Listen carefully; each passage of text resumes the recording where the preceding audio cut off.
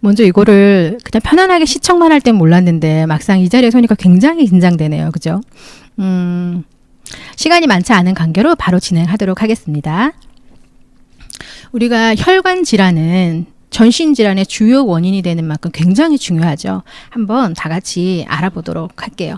먼저 인간이 앓고 있는 질병의 개수가 총 몇 개나 될까요, 여러분? 아는 게 이상하죠. 세계보건기구에 등록되어 있는 질병의 개수는 총 12,000개 정도 된다고 해요.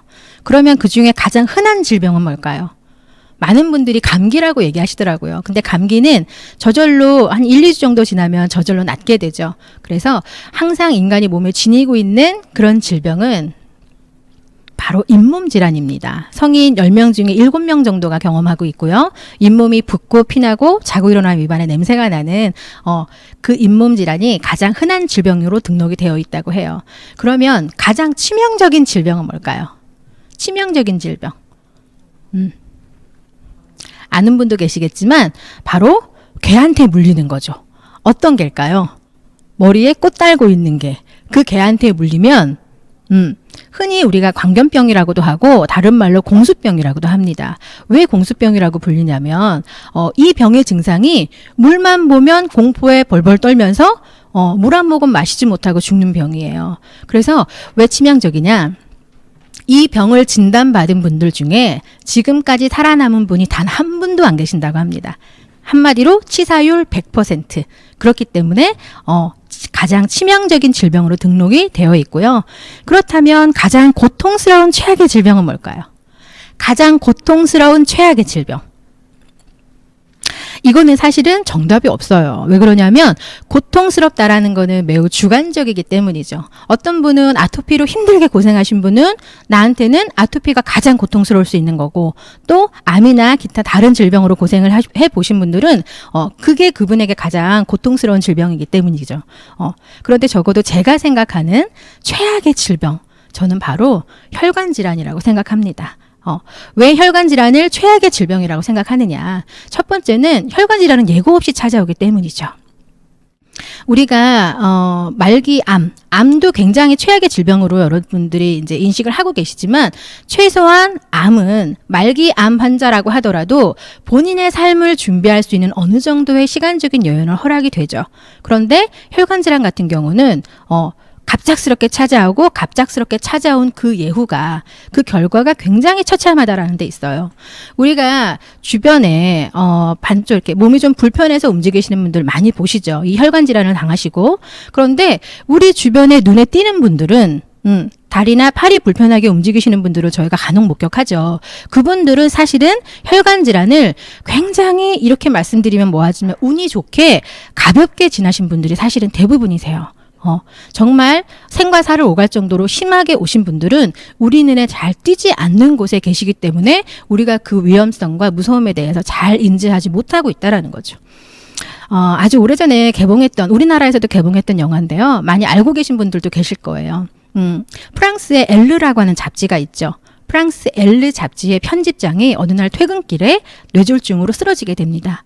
깨어나 보니까 코 아래는 다 마비가 되어 있는 거예요. 하물며 혀까지도 마비가 되어서 말을 할 수도 없고 음식물을 섭취할 수도 없는 그런 상태에서 깨어나게 되죠.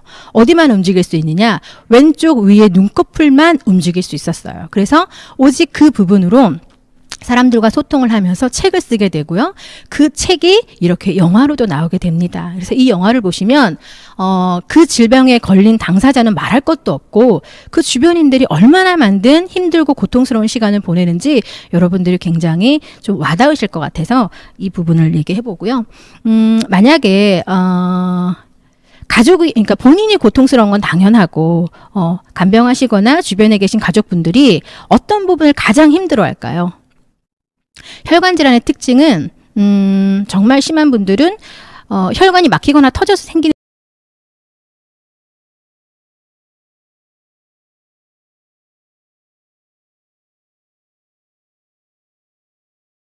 질병인데, 대부분 심하게 오신 분들은 누워서 아무것도 할 수 없는 상황을 맞이하게 돼요. 그러다 보니까 많은 분들이 대소변을 얘기하시긴 하죠.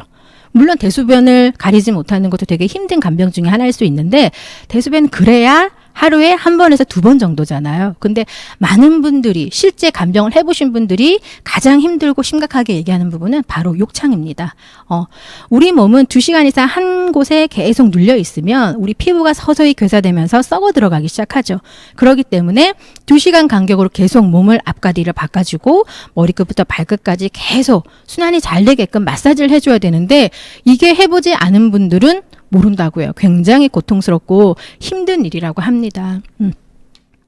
그래서 더 끔찍한 건 뭐냐? 내가 손발이나 내 몸을 움직일 수 없지만 나는 의식이 너무나 명확하게 깨어있다라는 거죠. 그게 사실은 더 많이 힘들게 한다고 하더라고요.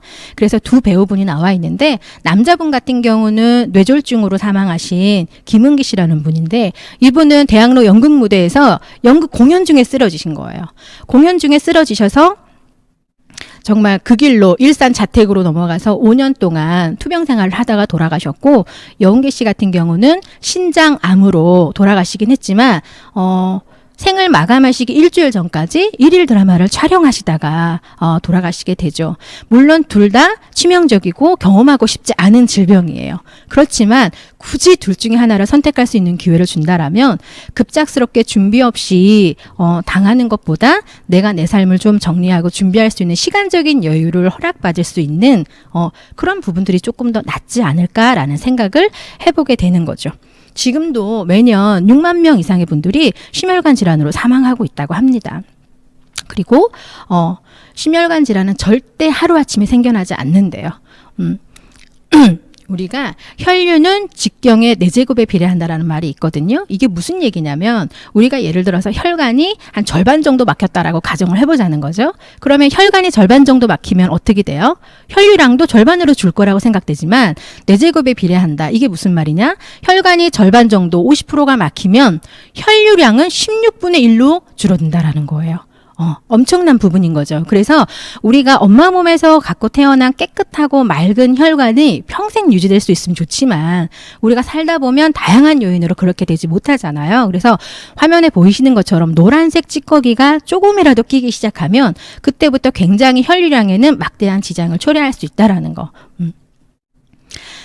우리의 혈관입니다. 심장에서 뿜어져 나오는 동맥과 다시 돌아가는 정맥이 있어요. 그런데 아무래도 뿜어져 나오는 힘이 더 세기 때문에 동맥의 혈관벽이 정맥보다 훨씬 더 두껍긴 하죠. 훨씬 더 두껍습니다. 그리고 정맥과 동맥을 연결해주는 모세혈관이 있어요. 그런데 우리가 왜 사람이 지나다니지 않는 길은 우리가 그 유령도시가 되잖아요. 그런 것처럼 우리 손끝, 발끝에 혈류가 제대로 가지 않으면 우리 몸은 사실은 서서히 죽어가고 있다고 봐도 과언이 아니래요. 어떤 부분이냐? 우리가 왜 나이 드시면 손발이 차가워지고 서서히 이렇게 손발이 저리다 이런 증상 많이 얘기하시잖아요. 이렇게 말하면 좀 과할 수 있다고 하시겠지만 넓은 의미로 보면 서서히 죽어가고 있다라는 거죠. 그래서 우리가 사람이 많이 드나들지 않아서 죽어가는 상권을 살리려면 어떻게 해야 돼요?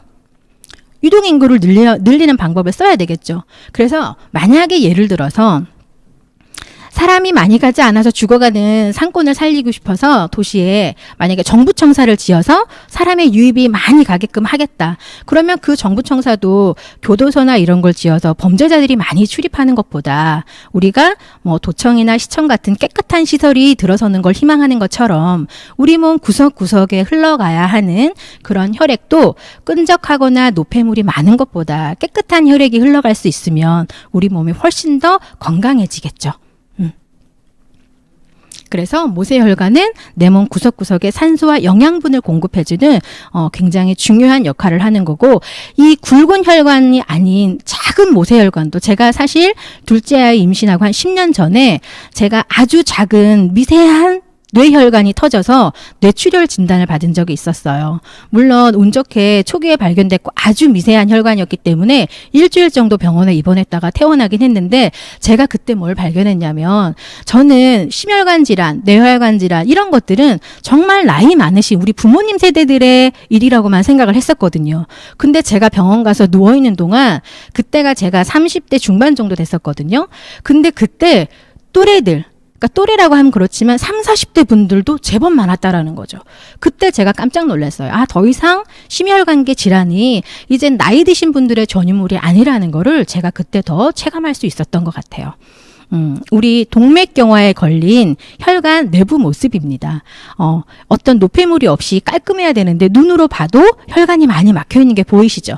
우리 그 동맥 속에 나쁜 콜레스테롤들이 쌓이면 이렇게 혈관의 통로가 굉장히 좁아지게 되고요. 정상 혈관과 비교를 해보면 왼쪽은 눈으로 봐도 동맥벽에 쌓여있는 게 없다 보니까 정상적으로 혈류 흐름이 원활하고 또 혈관 벽이 탄력이 좋아서 잘 늘어납니다. 그런데 동맥경화에 걸리게 되면 아무래도 혈관 벽이 딱딱해져서 늘어나질 않아요. 그리고 그 안으로 지나가야 되는 혈액은 충분히 지나가야 되는데 어떻게 했어요? 장애물들이 있으니까. 압력을 받아서 잘 못 지나가겠죠. 그래서 사실은 동맥경화랑 고혈압은 세트라고 보셔도 돼요, 여러분. 그리고 이거는 심장을 둘러싸고 있는 관상동맥의 사진인데요. 우리가 뇌가 막히면 뇌경색, 심장이 막히면 심근경색이라고 부르죠. 심근경색의 대표적인 그 증상 중에 하나가 심장을 쥐어짜는 듯한 통증 많이 얘기하시죠. 쥐어짜는 통증이 어떻게 생기냐면 심장을 둘러싸고 있는 이 관상동맥이 수축하면서 나타나는 통증인데요. 제가 직장 생활을 할 때 모시고 있던 상사분께서 원래 그분은 심근경색 진단을 받으셨던 분인데 그 순간 재발이 된 건지 통증이 다시 오기 시작했는데요. 119 불러서 오기 전까지 그분의 온몸이 젖는 걸 봤어요. 땀으로. 그래서 제가 그분의 느낀 고통을 100% 절감할 수는 없지만 얼마나 이 고통이 심하고 힘겨울 건지 간접적으로 체험이 많이 됐었던 그런 시간도 있었습니다. 그래서 혈관은 최소 50%에서 70% 이상 정도야 막혀야지만 우리 몸에 사인을 보내기 시작하고요. 아마 오른쪽에 있는 기능들, 이런 증상들 한두 번은 많이들 경험해 보셨을 거예요. 우리가 보통 심장이 조금 안 좋다 이러면은 가끔 심장이 뻐근하다라고 느낀다던가 아니면 뇌혈관이 막히거나 이런 쪽으로 문제를 호소하시는 분들은 발음이 세거나 또는 근육의 힘이 약해지면서 표정이 좀 일그러지거나 이런 것들을 많이 흔히 전조 증상이라고 얘기하는데 여러분, 전조 증상은 증상이 나타나기 전에 나타나는 걸 전조 증상이라고 하는데 엄밀히 따지면 이건 초기 증상이라고 해야 된다라는 거죠. 초기 증상은 이미 혈관이 서서히 막혀가고 있는 진행 중인 상태라는 거예요. 그런데 우리들은 대부분 어떻게 넘어가죠? 좀 괜찮아지겠지. 좀 이러다 말았어. 라고 무심코 지나치기 좋다라는 거죠. 그래서 한 번 더 심해지기 전에 더 많은 관심을 가져야 되는 부분이기도 하고요. 그래서 전조 증상이 따로 없기 때문에 많은 분들이 모르고 지나치고 더 그 질병에 대해서 닥쳐왔을 때 더 많은 무서움을 느끼게 되는 것 같습니다. 이렇게 다양한 심혈관계 질환의 종류들이 있고요. 그러면 우리가 생각할 때 뭐 고혈압이나 협심증, 심근경색 이런 것만 심혈관계 질환이냐? 아니에요. 요즘 현대인들한테 너무나 많이 나타나고 있는 수족냉증이라든지 하지정맥, 저혈압 이런 부분들 사실 굉장히 많거든요. 그래서 나이랑 상관없이 정말 성인이라면 누구나 내 몸에 대한 관심을 더 많이 가지셔야 된다라는 거고, 그러면 어떻게 해야 되느냐? 심혈관의 건강을 지키기 위해서 뭐를 해야 되느냐? 사실 먹는 것보다 더 중요한 게 있습니다. 가장 첫 번째로 권하라고 한다면 그건 운동이에요. 운동 같은 경우는 우리 왜 가끔 공기가 나쁠 때 밖에서 운동하시는 분들 보면 저 사람 지금 제정신인가? 이런 생각 해본 적 있지 않으세요? 저는 그런 생각 해본 적이 있거든요. 근데 여러분, 그분들은 신선한 공기를 마셔서 폐를 건강하게 하려고 하시는 분들이 아니라 아마도 운동을 통해서 혈관의 건강을 지키려고 하시는 분들의 경우가 굉장히 많아요. 왜냐하면 병원에서 실제 그런 부분으로 처방을 받는 분들은 그 미세먼지나 날씨가 안 좋아도 마스크를 2겹, 3겹을 해서라도 운동은 반드시 하라고 처방을 하신다고 하더라고요. 왜냐하면 그 운동을 통해서 혈압, 혈당, 콜레스테롤이 정상 궤도에 올라갈 수 있게 아주 많은 도움을 주기 때문이죠. 그래서 운동은 장시간이라 하면 30분 이상을 말하는 거고요. 저강도는 옆 사람하고 대화는 할 수 있지만 그 노래는 할 수 없는 정도, 그 정도로 지속적인 운동을 해주시는 게 혈관 건강을 지키는 데 가장 첫 번째고, 그 다음으로 먹는 거를 챙겨보겠다라고 하시면 저는 여러분들에게 가장 먼저 추천할 수 있는 건 좋은 물을 권하고 싶어요. 물은 당연하지라고 생각하지만 주변에 물을 제대로 드시지 않고 있는 분도 굉장히 많고요. 더 중요한 건 정수기라고 해서 안심하고 드시는데 정수기 물 중에도 혈액순환을 방해하는 물도 굉장히 많더라는 거죠. 그래서 정말로 우리 몸에 필요한 70여 가지의 미네랄을 충분히 공급할 수 있는 물인지, 그리고 약 알칼리수의 건강한 물을 드시고 있는지를 여러분들이 체크해 보시면 좋을 것 같고, 혈액의 상태는 그 사람의 건강 상태를 그대로 반영하고 있다고 해도 과언이 아니라고 하죠. 그래서 우리가 건강검진 하러 가면 혈액검사 하잖아요. 그런 부분입니다. 그리고 제가 여기서 잠깐 여러분들한테 문제 하나 내볼게요. 혈관을 잘 막히게 하는 위험인자가 있습니다. 위험인자 4가지를 얘기해보면 여러분 뭐를 얘기할 수 있을까요? 이게 이제 얼굴을 볼 수 없다 보니까 이런 게 좀 단점이네요. 제일 첫 번째 고혈압 얘기 많이 하고, 두 번째 당뇨, 고지혈증, 흡연 많이 얘기하죠. 이 4가지는 이 4가지의 질환을 갖고 있는 분들은 혈관이 막힐 수 있는, 굉장히 어떻게 보면 혈관이 막히는 게 당연하다라고 얘기할 정도로 굉장히 위험한 위험인자입니다. 그런데 여러분, 얼마 전에 2000년 초에 미국 의사협회에서 발표한 논문이 있는데요. 어떤 연구를 했냐 하면 이 4가지의 위험인자를 갖고 있는 분이 혈관이 막히는 질병에 걸리는 건 어떻게 보면 당연하다. 그런데 반대로 혈관이 많이 막힌 분들에게 과연 이 4가지 질병을 얼마나 갖고 있는지를 역으로 조사를 한 거예요. 어떤 결과가 나왔을까요, 여러분? 총 8만 명을 대상으로 그 연구를 했다고 해요. 그 중에 20%에 달하는 분들이요, 4가지 중에 하나도 속해 있지 않다라는 거죠. 그리고 40%에 해당하는 분들이 4가지 중에 1개 정도는 해당이 되더래요. 여러분, 이 안에 놀라운 비밀이 있지 않을까요? 우리가 생각했던 그 4가지 위험인자 말고도 그 4가지 위험인자가 없었는데도 혈관이 막히는 질병을 많이 노출이 돼 있다라는 거예요. 그 비밀을 들어보니까 우리 몸에 나쁜 지방이 있죠. 나쁜 지방이 있으면 당연히 혈관이 수축하고 혈관을 막고 안 좋은 기능을 할 수 있다는 건 누구나가 알고 있어요. 그런데 그 나쁜 지방만 있는 게 아니라 그 나쁜 지방이 독성 성분을 만나잖아요. 독성 물질을 만나면 변성이 생긴대요. 변성이 생기면서 그 변성은 우리 혈관 안에서, 혈액 내에서 염증을 유발하게 되고, 그 염증이 생기면 혈관병에 손상을 주고, 혈관병에 손상이 주면 그 상처를 타고 혈소판이 붙으면서 피딱지가 않게 되는 거거든요. 그러므로 인해서 우리 혈관이 점점 좁아지고 막히겠죠.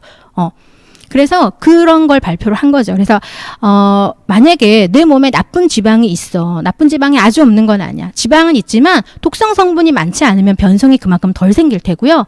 나쁜 지방이 있더라도 독성 성분이 많으면, 나쁜 지방이 좀 적어도 독성 성분이 많으면 어떻게 되겠어요? 훨씬 더 많은 양의 변성 물질들을 만들어낸다라는 거죠. 그 변성 물질이 염증을 통해서 내 혈관을 가로막는 질병으로 변환될 수 있다라는 거예요. 그럼 여러분, 어떻게 하면 그 독성 물질이 뭐냐면 우리가 익히 들어서 알고 있는 활성산소라는 거예요. 활성산소. 그래서 이 활성산소를 우리가 줄이려면 어떻게 해야 돼요? 첫 번째로 활성산소, 두 번째로 호모시스테인이라고 하는 이 2가지의 독성 성분이 혈관 건강을 방해하는 대표적인 아이들인데, 호모시스테인이라고 하는 거는 우리 몸에서 만들어내는 아미노산이거든요. 그런데 이것도 과잉 생성되게 되면 혈관 내벽을 손상시키는 그 1등 공신을 한대요. 그래서 활성산소와 호모시스테인을 어떻게 하면 우리 몸에서 잘 제거할 수 있을까? 우리가 고혈압이나 당뇨 같은 것들은 약을 처방받아서 약을 먹어서 떨어뜨리죠. 그런데 이 2가지는 2가지의 그 수치를 낮춰주는 게 뭐냐면 바로 여러분 영양소라고 합니다. 강력한 항산화력을 갖고 있는 영양소들이 이 독성 성분들을 제거할 수 있는 탁월한 능력들을 갖고 있다고 그래요. 그래서 우리가 비타민 A, 비타민 C, 비타민 E, 우리가 흔히 에이스 삼총사라고 불려지는 강산한 항산화 영양소와 폴리페놀이나 식물내재 영양소 같은 이런 것들이 제가 앞서 말씀드렸던 위험인자를 갖고 있는 분이라고 할지라도 그 독성 성분이나 위험인자를 갖고 있지 않아도 혈관 질환에 걸릴 수 있는 여지를 굉장히 많이 낮춰주는데 굉장히 탁월한 기능을 할 수 있다라고 해요. 그래서 제가 여러분들하고 나눠볼 제품, 앞서 언급해드렸던 그 강력한 항산화 영양소가 다 들어있죠. 다 들어있고 그러니까 내 몸의 밸런스와 균형, 그 다음에 강력한 항산화력을 제공하고 있는 우리 대표적인 종합 비타민 미네랄인 더블 X를 정수기 물 다음으로 제가 추천하는 부분이고요. 얘네들은 정말 가장 기본이라고 보시면 돼요. 물과 그 더블 X는 그 다음으로 혈관에 직접적으로 관여하면서 내 몸의 기능을 회복시켜줄 수 있는 영양소들이 뭐가 있을까 보니까 우리 오메가3를 들 수 있죠. 오메가3, 우리나라 같은 경우 그 섭취량을 조사해 보니까 권장량은 2g 정도인데 일반적으로 섭취하는 양은 절반에 가까운 1g 정도밖에 되지 않는다고 그래요. 그래서 우리가 오메가3는 대표적인 혈관 청소부의 대명사죠. 그래서 중성지방의 수치를 낮춰줘서 당연히 제가 아까 범죄 그 교도소가 아닌 관공서 짓고 싶다고 그랬죠. 그런 것처럼 우리 그 혈액을 맑고 깨끗하게 해줄 수 있는 대표적인 오메가3고요. 아이들한테는 두뇌 관리에도 굉장히 좋고 어른들에게는 혈관 관리로 필수품인데 여기에서 여러분 오메가3라고 해서 아무거나 드시면 안 되고요. 제가 한 가지 팁을 보여드리자면 산화를 방지해주는 오메가3는 말 그대로 기름이기 때문에 빛과 공기에 굉장히 노출됐을 때 산화되기 쉽습니다. 그래서 산화를 방지해주는 비타민 E의 함량이 반드시 있어야 하는데요. 오메가3 1000mg당 최소 15mg 정도의 비타민 E가 함유되어 있어야 그 좋은 원료와 성분으로 만들어진 오메가3를 잘 보존할 수 있다고 해요. 그러면 시중 제품들을 한번 보도록 할게요. 1번 제품 같은 경우는 1회 섭취량이 1300mg인데 비타민 E의 함량은 어떻죠? 1000mg당 최소 15mg 이상이어야 되는데 이거는 많이 미달되는 게 보이시죠? 그리고 가격도 여러분들 한번 비교해 보세요. 두 번째는 2000mg이 넘는데 비타민 E 함량은 15는 둘째치고 아주 터무니없는 양의 6mg이 들어있죠. 가격도 한번 봐주세요. 그리고 세 번째, 이건 백화점 지하에 많이 들어가 있는 건강 그 보조식품 매장에 나와 있는 브랜드 제품인데요. 1600mg인데 얘는 아예 없어요. 비타민 E의 함량인데 더 중요한 건 가격은 몇 배나 비싸다라는 거죠. 이런 것들, 그런 부분들에 대해서 저희 제품하고 같이 비교해서 따져보시고 현명하게 그 선택할 수 있는 소비자분들이 되셨으면 좋겠고요.